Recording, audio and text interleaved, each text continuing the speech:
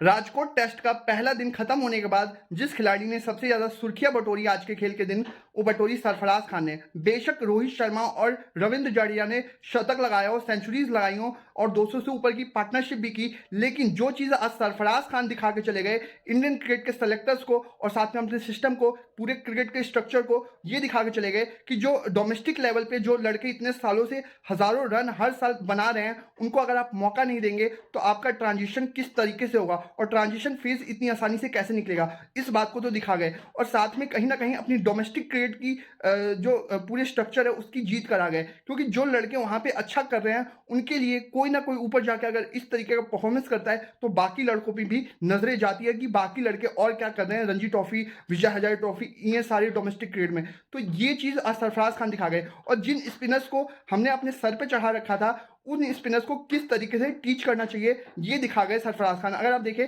तो जितने भी इंडियन बैट्समैन हैं सरफराज खान के अलावा सभी ने आगे टांग निकाल के खेली है, लेकिन आप अगर देखेंगे सरफराज खान की बैटिंग को तो जिस ईज के साथ वो, जिस आसानी के साथ वो स्पिनर्स को ट्रीट कर रहे थे, ये तो दिखा गया कि इन स्पिनर्स में वो चीज़ नहीं नजर आ रही है जो आपके डोमेस्टिक लेवल के स्पिनर्स में भी होती है।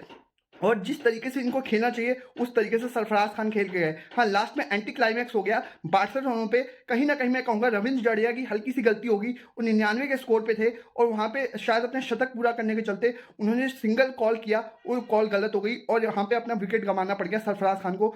लेकिन खैर 62 रनों की पारी में ये तो दिखा गए कि आपकी डोमेस्टिक क्रिकेट में बहुत जान है और आपको इस चीज़ पे ध्यान देना चाहिए, आपको नजरें रखनी चाहिए रणजी ट्रॉफी वगैरह जो आप टूर्नामेंट होते हैं उसके ऊपर कि आपके लड़के किस तरीके से कर रहे हैं। और सरफराज खान को एक प्रॉब्लम जो हो सकती है आगे जाके, वो हो सकती है शॉर्ट बॉल पे। बेशक उन्होंने शॉर्ट बॉल की कमजोरी रही हो उनकी, अगर आप देखें तो मार्क वुड जो आज उनको तंग भी कर रहे थे थोड़ा बहुत, तो उन्होंने आईपीएल में भी उनको आउट किया था, लेकिन वो तो श्रेयस अय्यर से काफी बेहतर दिखे हैं। और मेरे लिहाज से जो बंदा शॉर्ट बॉल को खेलने के बजाय छोड़ता है वो ज्यादा बेहतर शॉर्ट बॉल खेल रहा है। अगर आप टेस्ट क्रिकेट में शॉर्ट बॉल को छेड़ेंगे नहीं तो आप बेहतर हैं शॉर्ट बॉल के खिलाफ और आगे जाके हो सकता है कि और बेहतर होते हुए नजर आए। और ये भी हो सकता है कि अपनी जगह को सीमेंटेड करने को भी देखेंगे। अगर ये 4-5 इनिंग लगातार अच्छी खेल जाते हैं तो हो सकता है कि अपनी जगह को भी सीमेंटेड कर ले, अपनी जगह को स्थायी रूप से एक प्रोटेक्शन दे दें।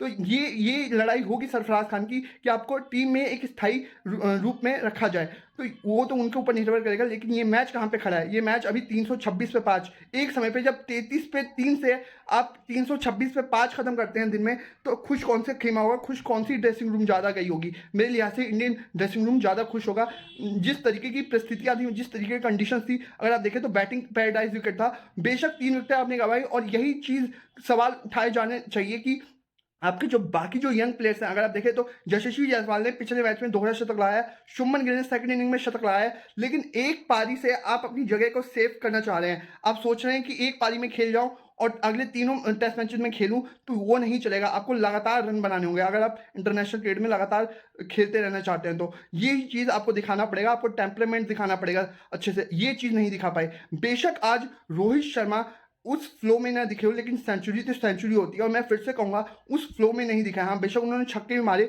लेकिन फास्ट बॉलिंग के अगेंस्ट अगर आप देखें तो तब भी स्ट्रगल कर रहे थे जब उन्होंने अपनी सेंचुरी पूरी कर ली थी। अगर आप देखेंगे तो सेंचुरी के बाद भी जिस तरीके से वो छटपटा रहे थे जिमे एंडरसन के सामने, ये तो साफ हो गया कि जिमे एंडरसन की क्लास कुछ अलग ही है। और उसी गेंदबाज को जब सरफराज खान आए तो किस तरीके से उन्होंने मारा है कि विकेट कीपर जो बेन फोक्स थे उनको आगे आना पड़ गया, उनको ऊपर आना पड़ गया।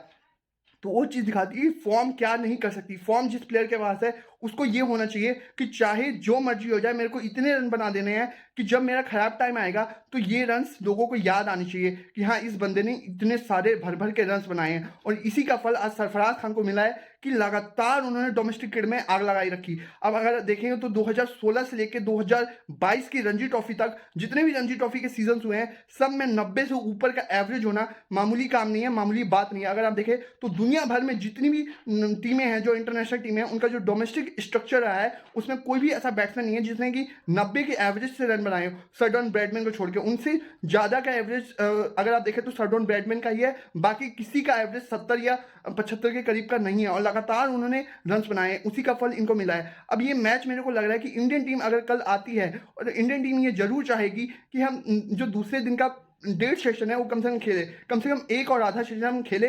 और अगर एक और आधा सेशन खेलने में हम कामयाब हो जाते हैं तो आराम से हम 450 रन बना देंगे। और सबसे अच्छी बात है कि रविंद्र जडेजा शतक लगा के खड़े हैं। एक ऐसा बैट्समैन खड़ा है जिसने सैकड़ा पार कर लिया है, तो उसका एक साइकोलॉजिकल एडवांटेज आपकी टीम को मिलेगा।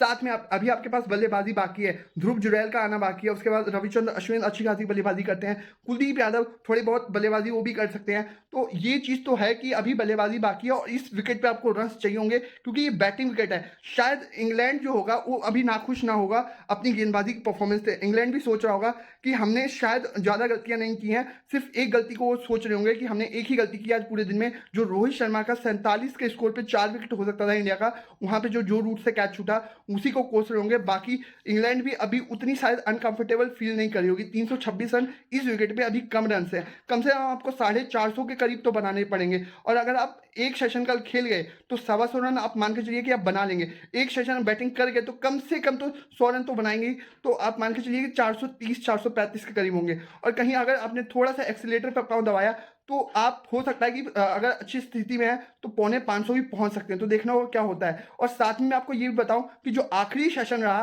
वो पूरी तरीके से इंडिया के नाम रहा। बेशक 141 रन मारे हैं 4 के रन रेट से, और अगर आप देखें तो दूसरे सेशन में बिना किसी विकेट गंवाए आप पूरा सेशन खेल गए। और पहली बार ऐसा हुआ है इस टेस्ट सीरीज में कि इतनी बड़ी पार्टनरशिप हुई है किसी टीम की तरफ से। अगर आप देखें तो जो पहला टेस्ट मैच था उसमें इंग्लैंड की तरफ से शायद 100 रनों की पार्टनरशिप हुई थी, जहां पे ओली पोप ने 196 रन बनाए थे।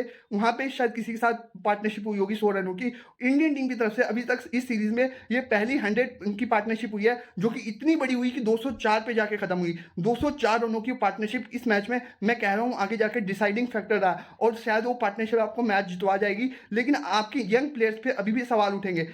अगर आप देखें तो ये रजत पाटीदार के ऊपर भी सवाल होंगे, क्योंकि उनकी भी तीसरी इनिंग थी। जो पहला इनिंग उन्होंने खेला था वो अच्छा खेला था, लेकिन अगर आप देखें तो उसके बाद से 2 इनिंगों में वो भी फ्लॉप हुए हैं। और शुभमन गिल और यशस्वी जायसवाल पे तो सवाल है ही, खासकर कि शुभमन गिल पे। अगर आप देखें तो शुभमन गिल ऐसा लग रहा है जैसे कि उनके मन में कुछ घबराहट है। अगर आप देखें तो उनके चेहरे पे ये नहीं लग रहा था आज कि जैसे वो पिछले मैच में शतक लगा के आए हो। और जब लंबा टाइम हो जाता है किसी बल्लेबाज को, 10 दिन का गैप हो जाता है दूसरे और तीसरे टेस्ट मैच में, तो उस बल्लेबाज के लिए ज़्यादा मुश्किल हो जाता है, जो कि अपनी खराब फॉर्म के बावजूद शतक लगा चुका हो। वो सोचता है कि जितनी जल्दी तीसरा मैच आ जाता है उतना ही अच्छा होता। लेकिन ये शायद गैप जो आया 10 दिन का दूसरे और तीसरे मैच के दौरान, वो शुभमन गिल के लिए नुकसानदायक साबित हुआ। एक गेंदबाज के लिए गैप अच्छा हो सकता है जब वो अच्छी फॉर्म में हो तो, लेकिन जब एक बल्लेबाज अच्छी फॉर्म में आने की कोशिश कर रहा है उसके लिए गैप आ जाए तो उसके लिए फॉर्म जा भी सकती है। और वही चीज़ आज दिखी कि फॉर्म फिर से आउट ऑफ फॉर्म नजर आए। तो अब क्या ये सवाल नहीं उठाना चाहिए कि अगले 3 टेस्ट मैचेस के लिए क्या शुभमन गिल की जगह पक्की होगी?